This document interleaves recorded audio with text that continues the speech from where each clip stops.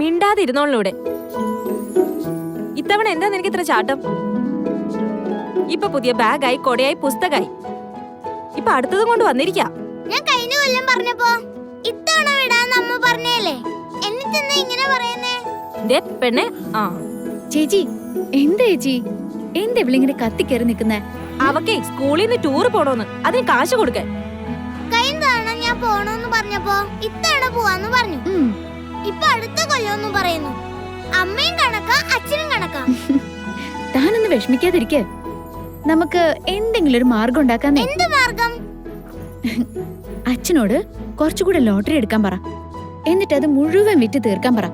അപ്പൊ മോൾക്ക് ടൂർ പോകാനുള്ള കാശ് കിട്ടുമല്ലോ. ചേച്ചി പറഞ്ഞ എനിക്ക് വിശ്വാസാ. ഗോപാലേട്ടന്റെ ഈ പണിയുണ്ട് എല്ലാ കാര്യങ്ങളും ഓടിച്ചു തീർക്കാൻ പറ്റില്ല മോളെ. എന്നെ കൊണ്ടാവുന്ന വിധത്തില് എന്തെങ്കിലും ഒരു പണിക്ക് പോവാന്ന് ഞാൻ പറഞ്ഞതാ. ഏതെങ്കിലും ഒരു വീട്ടിൽ ചെന്ന് നിന്നാലും അത്യാവശ്യം ശമ്പളം കിട്ടൂലേ? സമ്മതിക്കില്ല, അതിന് ഞാൻ സമ്മതിക്കില്ല. അതെന്താ അങ്ങനെ ഗോപാലേട്ടാ? ഈ പെണ്ണുങ്ങൾ പണിക്ക് പോകുന്നതെന്ന് ശരിയാകില്ലെന്ന്. ഗോപാലേട്ടൻ ഇത് ഏത് കാലത്താ ജീവിക്കുന്നേ? ഈ സിറ്റിക്കകത്ത് ജീവിച്ചിട്ടും ഇങ്ങനെയൊക്കെയാണോ പറയുന്നേ? നേരം വെളുത്ത് പാതിര വരെ നമ്മൾ കാണുന്നതല്ലേ പെണ്ണുങ്ങള് ജോലിക്ക് പോകുന്നതും തിരിച്ചു വരുന്നതൊക്കെ. അങ്ങനെ അല്ലല്ലോ മോളെ. എങ്ങനെയല്ലാന്ന്? എന്തെങ്കിലും ഒരു ആവശ്യം വരുമ്പോഴേ കിടന്ന് ശ്വാസം മുട്ടി വലിക്കുന്നത് ഞാൻ കാണുന്നതാ. അത് കണ്ട് ചങ്ക് വേദനിച്ചിട്ടാ ഞാൻ ഈ പറയുന്നേ. ഗോപാലേട്ടാ, പെണ്ണുങ്ങൾ അവരുടെ സ്വന്തം കാലിൽ നിൽക്കുന്ന കാലം. പണ്ടത്തെ വിലക്കുകളൊന്നും ഇന്നത്തെ പെണ്ണുങ്ങൾക്കില്ല. പിന്നെ സുനന്ദേച്ചിയുടെ കാര്യം, എവിടെങ്കിലും പോയി ഒരു ജോലിക്ക് നിന്നാ സുനന്ദേച്ചിയെ സംരക്ഷിക്കാൻ സുനന്ദേച്ചിക്ക് നന്നായിട്ട് അറിയാന്നേ. പിന്നെ എന്തിനാ പേടിക്കുന്നേ? പേടി കൊണ്ടൊന്നും അല്ല മോളെ. പിന്നെന്താ? ദുരഭിമാനം, അതല്ലേ? ഈ പണ്ടേക്കും പണ്ടേ ആണുങ്ങൾ പറഞ്ഞിടക്കുന്ന ഒരു കാര്യമുണ്ടല്ലോ, പെണ്ണുങ്ങൾ അധ്വാനിച്ചു കൊണ്ടുവന്ന് ഈ വീട്ടിൽ അടുപ്പ് പുകയേണ്ടാന്ന്. ഉള്ളവനായാലും ഇല്ലാത്തവനായാലും മനസ്സിൽ ആ ചിന്ത ഇങ്ങനെ കിടന്ന് തിളയ്ക്കുക. അതങ്ങോട്ട് മാറ്റിവെച്ചേ. എന്നിട്ടേ സുനന്ദേച്ചിക്ക് നല്ലൊരു ജോലി കണ്ടുപിടിച്ചു കൊടുക്ക.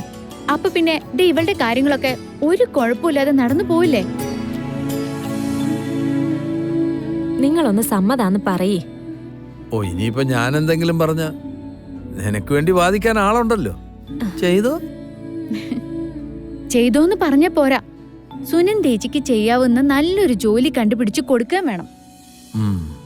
നോക്കാം. ഇങ്ങ് ഇനിയിപ്പൊ അമ്മയും കൂടി ജോലിക്ക് പോയി തുടങ്ങിയാലേ കാര്യങ്ങളൊക്കെ ഒന്നുകൂടി ഉഷാറാവും എന്ന് കരുതി കൊട്ടേ കൊള്ളാത്ത ആഗ്രഹങ്ങളൊന്നും പറഞ്ഞു കളയരുത്. അച്ഛന്റെ അമ്മയുടെ അവസ്ഥ നോക്കിട്ടേ പറയാവൂ, കേട്ടല്ലോ? ശരി. എന്നാ മോള് പോയി കളിച്ചു. ഇപ്പഴാ മോളെ എനിക്കൊരു സമാധാനായേ. എന്തെങ്കിലും ഒന്ന് കയ്യിൽ വെച്ചു കൊടുത്താല് ഗോപാലേട്ടന് അതൊരു ആശ്വാസമാവല്ലോ. ഒന്ന് ചിരിച്ചു കാണാലോ പാവത്തിനെ.